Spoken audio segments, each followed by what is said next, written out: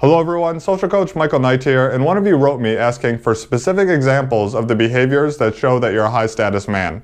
So I made a list of 25 of them that we can go over. Also, if you find this information useful, please like and subscribe, since that would do me a huge favor when it comes to helping me build this channel. Especially nowadays when it's not so trendy to be providing information for men how to better themselves. Also women, these behaviors mostly apply to you, so I hope you also find them useful. So number one is being comfortable with silence. A high status man is comfortable with there being pauses in an interaction. He's not jumping into every pause trying to fill it with words because he's nervous. He can sit there in the silence and he doesn't get uncomfortable. He doesn't need to put in that chatter and try to keep it going like he's afraid the conversation will end if he doesn't say anything, or he's afraid the other person is going to feel awkward if there's a pause. He's just comfortable with there being pauses, and it's just natural for him. Number two is eye contact, and this is actually one of the biggest ones. And it's almost cliche at this point, but it's true. Eye contact makes a huge difference. If you can hold eye contact with a person while you're speaking to them, it really shows a lot of confidence. This is in comparison to a person who maybe, darts back and forth and can't, or looks over the shoulder, or looks like up on the forehead too high, or, even just kind of stares off down at the floor or stares off at an angle because they're not confident enough to hold direct eye contact with the person. Now, this is when you're interacting with the person. Don't be a person sitting in the corner just staring at another person in their eyes. Yeah, that's not good. But when you're actually interacting with the person, you're speaking to them, they're speaking to you, or you're on a stage speaking to multiple people and you're looking out to the crowd, the eye contact really makes you look more confident. The other thing that's almost cliche but is true is a low voice. Having a low voice with a downward inflection makes you look a lot more confident as well and a lot more certain about what you're saying. This is in comparison to a voice that goes like more high-pitched and has an upward inflection. Like an upward inflection voice, in many languages, it corresponds, including English, German, Russian, it coincides with asking a question. It coincides with you being like, is this okay? Is this all right with you? Do you like this? It's like you're looking for permission. And a high status man wouldn't be a person who's looking for approval or permission after every sentence he says. Instead, it's more authoritative, direct, and certain. It's more like giving an order. This is what I think, this is what we're doing. What is your name? Did you like dinner? Did you like the dinner? Did you like the dinner? You can hear the difference just in simple questions. Number four, a high status man is known and well received in the environment he's in. This has to do with the concept of social proof, where you seeing other people approve of a person makes it more likely that they're a good person or they're well valued and that you should approve of them too. So if you're in an environment and a guy seems to just know everyone there, everyone's saying hello to him, everyone smiles when they see him, they seem to like them, this is a trait of a high status guy. So a tip for you would be, if you're going to a venue somewhere, be friendly and early on introduce yourself to a lot of different people. Ask their name, try to remember their name, even if it's just a quick hello, and be friendly with them. Because later on, you can help introduce them to other people you have met. They might introduce you to other people, and other people perceiving this will see you as higher status because you seem to know everyone and they seem to like you. So that's a big social hack, and I go over that a lot in another video I made, which hopefully I'll remember to link to above here. Number five, open body language. So a high status man is often lean back, his shoulders are relaxed, like an open body posture, kind of like he's sitting in his own living room, like he's comfortable in the environment. Because if you're comfortable in the environment, that means you probably have authority in the environment, or you trust yourself to be strong enough to deal with any type of situations that might occur in that environment. So you being relaxed and having an open body language shows that you're probably high status. Again, this is in comparison to a person who's in a place, they're really nervous, they have like their beer kind of clutched to their chest like this, they have their shoulders up like this, and they're just kind of sitting and like staring at the table. What looks better, being like this? Does that look like a person of high status and who's comfortable where they are? Or a person who's just relaxed, sitting there, looking around, not nervous? Open body language, taking up space. like they own the place, like it's their own house. That's another trait of a high status man. Number 6 is abundance mentality. A man with an abundance mentality is not chasing things from another person. That is, they're not the one chasing for the date. They're not the one chasing for the business deal. They're not the one chasing to get invited to something or trying to get other people to let him spend time with them, right? They feel like they have enough in their life, and everything else seems like they could take it or leave it just because, yeah, that'd be great, but if it doesn't work out, I know there's another opportunity right around the corner. Yeah, if she's signaling free to go on a date, that'd be amazing. If not, that's life. People, there's other dating opportunities right around the corner. This is the type of mentality an attractive man has. It's an abundance mentality. There's always more opportunities around the corner in life, no matter if it's dating or business, friendships, whatever. They're not chasing the other person by, texting them all the time, trying to get them to come out and meet them. Or in person when they're at a party, they're not following that other person around because they're afraid, oh, if this girl talks to this other guy and he's more interesting, she may never come back and talk to me. They're afraid of loss. They're in a scarcity mentality.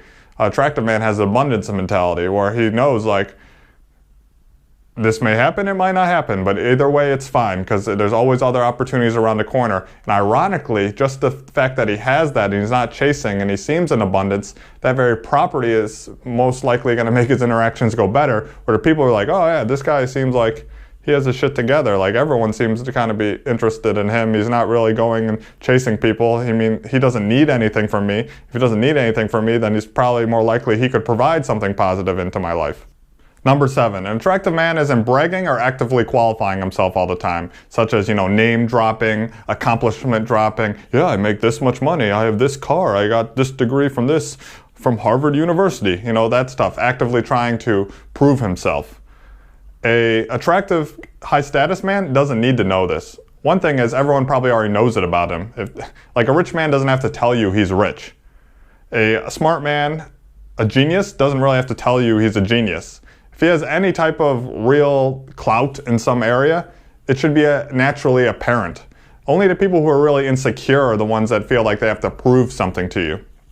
Number 8 is when an attractive man will ask questions of another person and evaluate those people based on those responses. So this kind of hooks into the last one where instead of qualifying himself to other people, he has other people qualify themselves to him. So he's like, yeah, what are you doing? What do you think about this?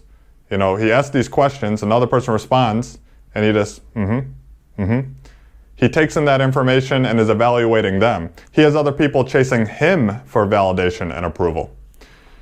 Number 9, he states his opinions unapologetically.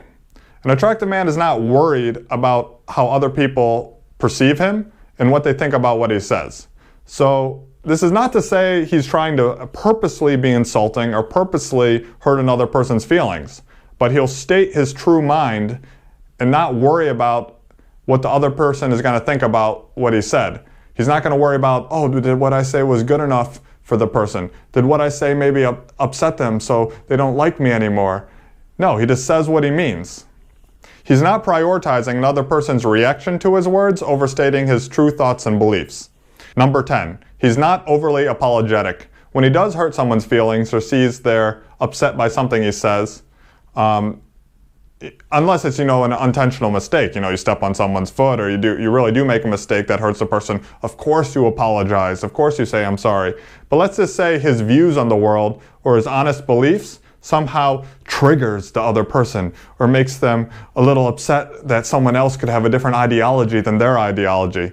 He doesn't get overly apologetic, like, oh, no, I'm sorry, I think you're right too. Because who does this? This goes like, especially guys who are chasing a girl and they want the girl to like them, so they're afraid that if they say anything that doesn't align with her beliefs, she'll then be like, oh, forget this guy, he doesn't believe in whatever this cause is, or he doesn't believe in this ideology.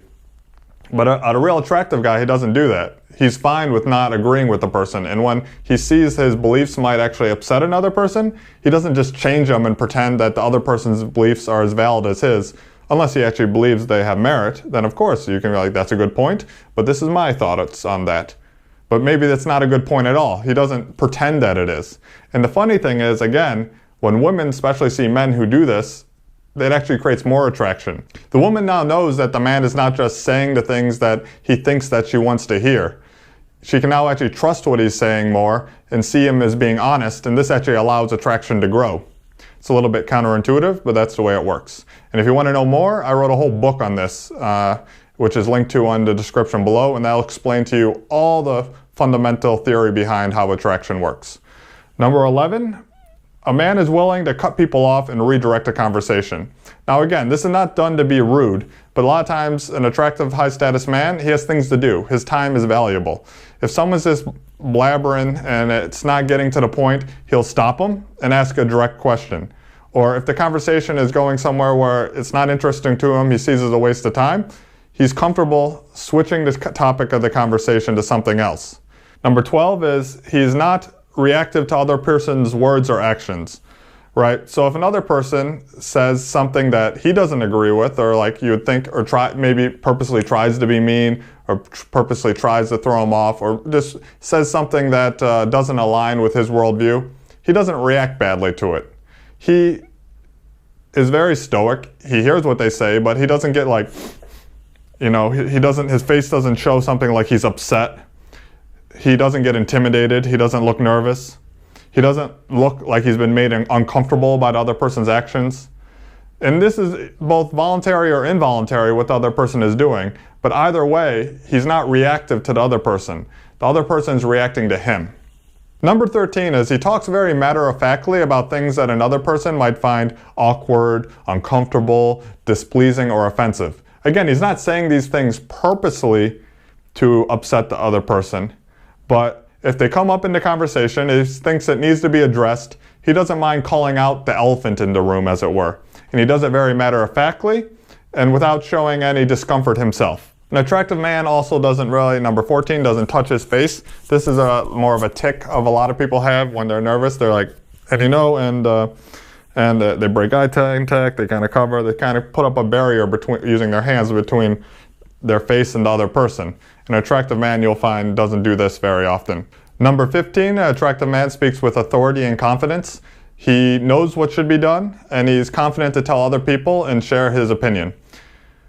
Number 16, he makes decisions and he's decisive. A lot of times, especially in relationships early on, like let's say you want to go out to dinner and the girl's like, oh, you picked a place, you picked a place. And you're like, oh, I don't know, you know yourself better, I don't really care. You pick Chinese or Mexican or whatever. And then you go to the place and the girl seems like disappointed and everything. A lot of times what you'll find, especially in relationships, is a woman will forgive a bad decision. Like it just turned out that restaurant was crap that night. Too bad. But they'll never forgive your indecisiveness. They would much rather see you as a leader who can easily, so where are we going out today? Mexican or Chinese? We're going for Chinese. I want Chinese. You know, that's a lot more attractive to them, that decisiveness, than maybe if the decision actually turned out not to be that good. Number 17 is a man gives instructions to others who then proceed to follow him.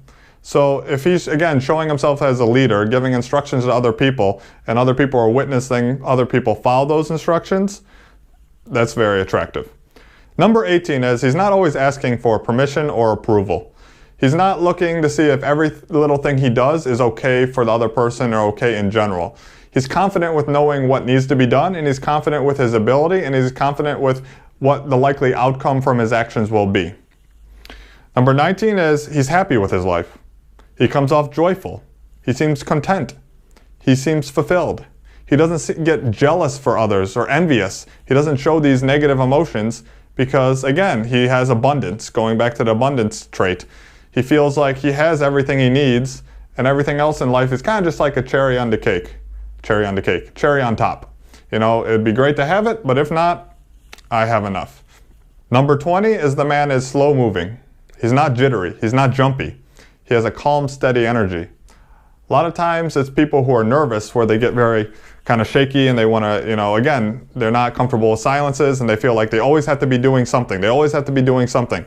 An attractive man, a high status man, he just has a calm energy. And that energy spreads through the room. Other people feel calm and secure when he's there. He's not putting a jittery, nervous energy in the room, but a calming energy. Number 21 is an attractive man calls people out when they cross one of his boundaries. Number 22 is because he's not easily impressed. And perhaps this is because he doesn't hold the same values as the other person. He's not really impressed easily by wealth or money or who has an attractive girlfriend or any stuff like that. He has what he needs, and he's not impressed by a lot of times superficial things by other people. Like things that impress him are more like real accomplishments. He sees real accomplishments and other dedication and hard work and other things that people have achieved, and this may impress him, but he's not easily impressed by surface level things that anyone can go rent a Lamborghini for a weekend or whatever, and take Instagram photos with it. Number 23 is he treats other high status people normally. This is a huge one. Especially when you're moving up in the world and you might start getting around more like celebrities or other famous people that are known either in your space or maybe just general celebrities, from movies or things like that. If you treat them normally, just like you would treat a friend, this is super high status. Because what this communicates is you think that you're on their level. They're your contemporary. They're your equal. But if you're turn into a fanboy and you're like, oh, let's take selfies, let's do this. Yeah, it might be cool to get the selfie with that person to show off to your friends later. But in the moment, if you wanted any hope of establishing a relationship with that person, you just put yourself at a much lower level in their mind where they're like, oh, this is just another fanboy. This isn't someone they view as a contemporary or equal. Number 24 is he has a healthy entitlement to things. He thinks in his mind that there's no reason that he's not good enough to either date a certain person or work a certain job or make a certain amount of money. This is a version of healthy entitlement. Now, he doesn't have unhealthy entitlement, which is, I deserve this, why don't I have this? No, he has a healthy entitlement. There's no reason that I'm not good enough. And number 25, the last one, he doesn't gossip or talk about people behind their backs or just put them down in order to try to make himself look better. So that's my list, but I'm sure there's many other really good examples, so if you think of some, please leave them in the comment section below. Also, if you want some help improving your social skills for dating, relationships, negotiation, I provide one-on-one coaching, and you can find a link to the application in the description below. Also, please consider becoming a Patreon subscriber, not only to support my work, but also you'll get access to the Enhanced EQ online video course I created. That's all for today. Until next time, ciao.